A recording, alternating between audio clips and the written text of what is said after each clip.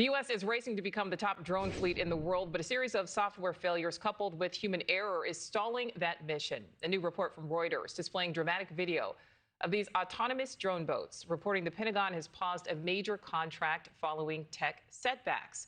Setbacks reportedly causing Navy drone boats to crash and glitch. The Navy is expected to use this fleet to combat potential threats from China in the Taiwan Strait, but the internal turmoil within the maritime program has some top security officials concerned. Mark Montgomery is a retired Rear Admiral with the U.S. Navy and joins us live. Admiral, thank you so much for your time today.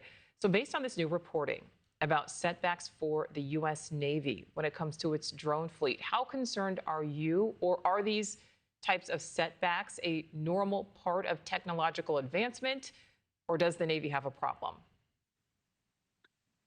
So, I mean, it's a little bit of all of the above. And what I'd say is China is definitely growing fast in their efforts.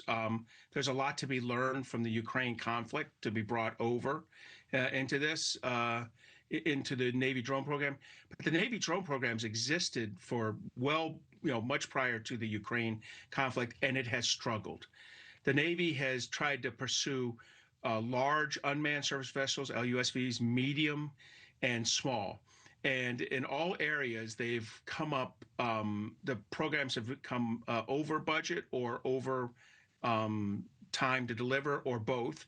And some programs have been unilaterally canceled because of their excessive delays. So the Navy really does, there is a legitimate issue here, and the Navy really does need to work hard to get the right type of vessels out as soon as possible. So, Admiral, I'd like to listen to some of what the Defense Secretary Hegseth has said specifically about drones.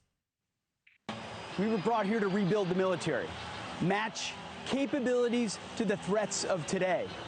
So while our adversaries have produced millions of cheap drones, before us, we were mired in bureaucratic red tape. Not anymore. All right, so we know the U.S. is trying to compete directly with China when it comes to drones. How far behind are we? So I would say we're significantly behind Russia, right? Because Russia is actually the adversary that's built millions of drones, and the Ukrainians, our partner, has also built millions of drones. Secretary Hegseth missed that part. And we've learned from both, but we've particularly learned from the Ukrainians. But the Chinese are getting out ahead of us now. And remember, the drones are going to be used by us and our ally Taiwan to prevent a Chinese cross-strait invasion. So we are behind where we need to be. Secretary Hegseth is absolutely correct in that, and we need to move faster. And I've been in Ukraine, looked at their actual facilities where they're building these unmanned surface vessels, the ones that attack Navy ships and have actually shot down Russian aircraft. They're much more innovative than us, and they're delivering these things at a fraction of the cost of the American defense industrial base. So we need to drive down cost, increase access, and get production capacity moving rapidly. Admiral, why are they a fraction of the cost when compared to U.S. drones? Because they're MacGyvered together, to use an old term. You know, they grabbed a Skidoo kind of sea jet. They grabbed explosives from an old Italian Manta mine, and they grabbed an existing radar, maritime radar, and kludged them all together with a little bit of special duct tape. I'm joking there, metaphorical duct tape, and made these work.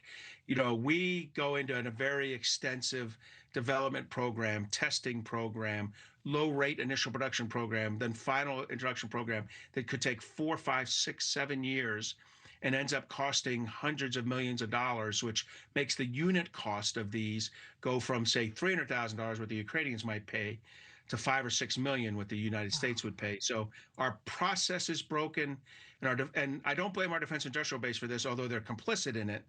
The initial crime, the initial sin is by the U.S. government and how we procure these things. Thank you for watching. Subscribe below and download our NewsNation app right now on your phone, and you will get fact-based, unbiased news for all Americans.